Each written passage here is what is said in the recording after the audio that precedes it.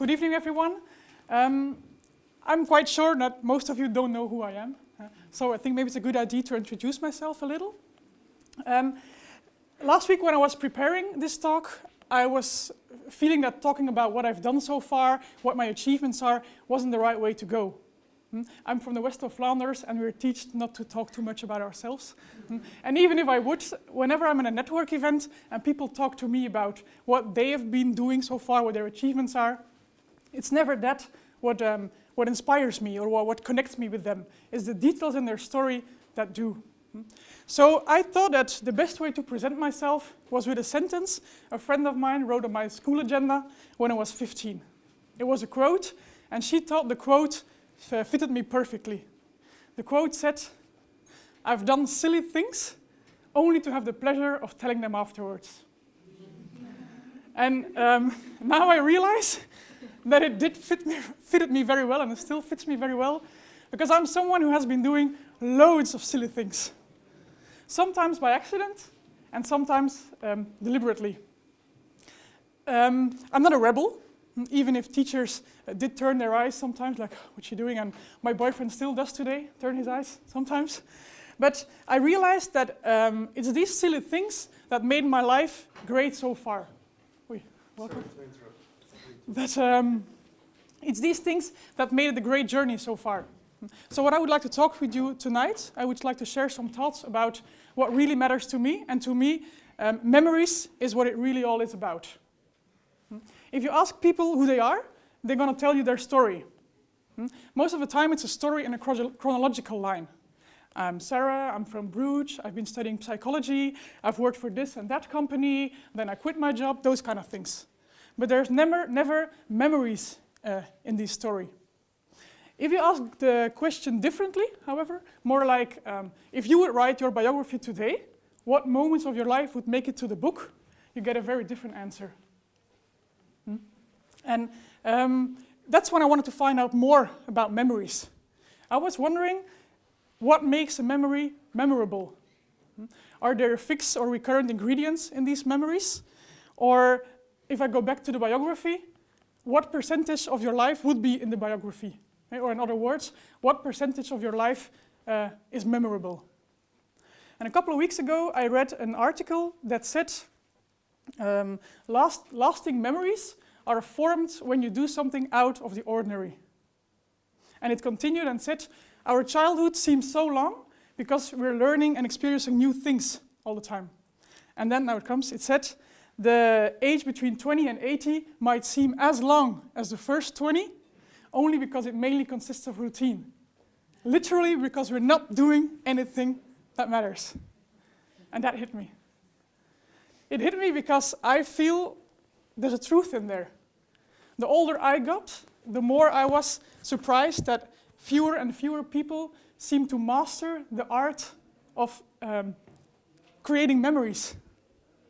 Yeah, on weekends we do, and vacations we do, but not during the week. Not at work, especially not at work. And that was something I found was very interesting, because many people do succeed their material life, their professional life. I call it the safe zone. We take ourselves very seriously. And that surprised me. I think we're too little conscious about what we will remember ourselves later. Sometimes we simply forget to make memories.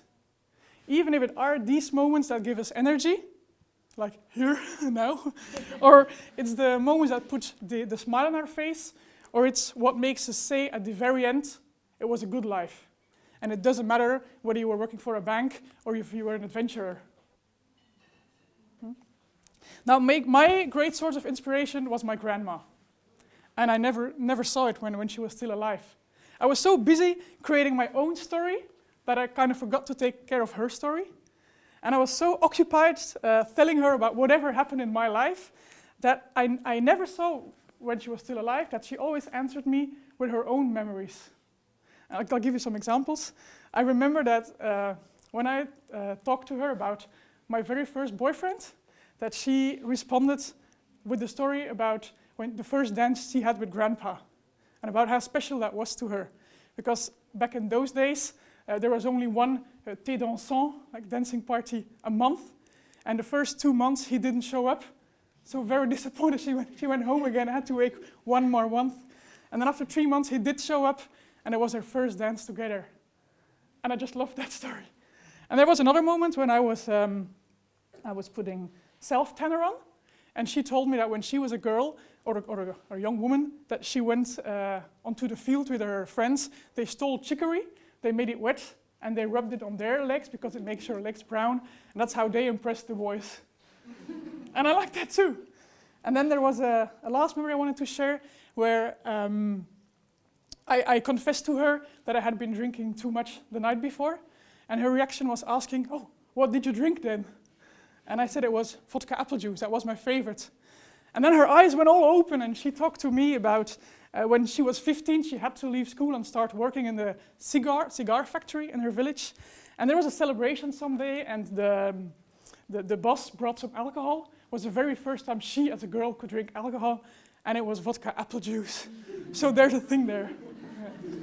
Yeah, this is pure vodka because they didn't have apple juice here, but anyhow, it's still good. Oh.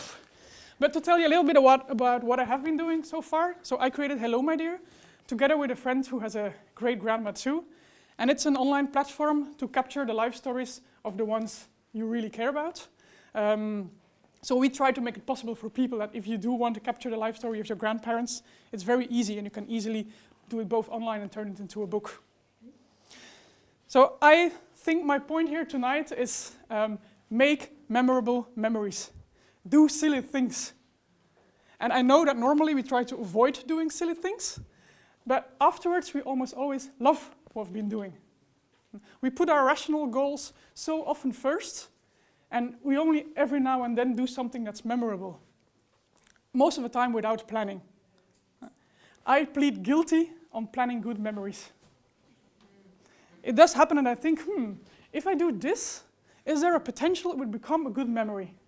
And then there's this voice in my head that goes, maybe, but you'll have to go so far out of your comfort zone. Or, what will people say? Or the best one, are you not too old for this?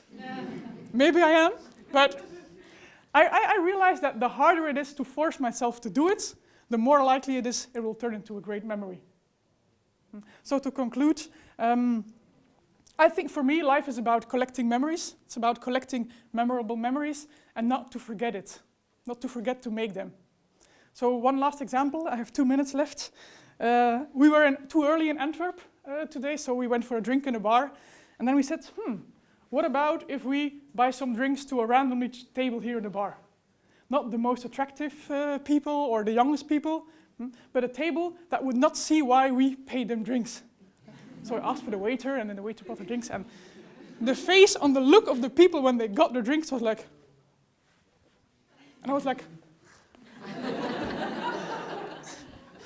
So as my friend wrote on my agenda more than 15 years ago, I've done silly things only to have the pleasure of sharing them with you afterwards. Thank you very much.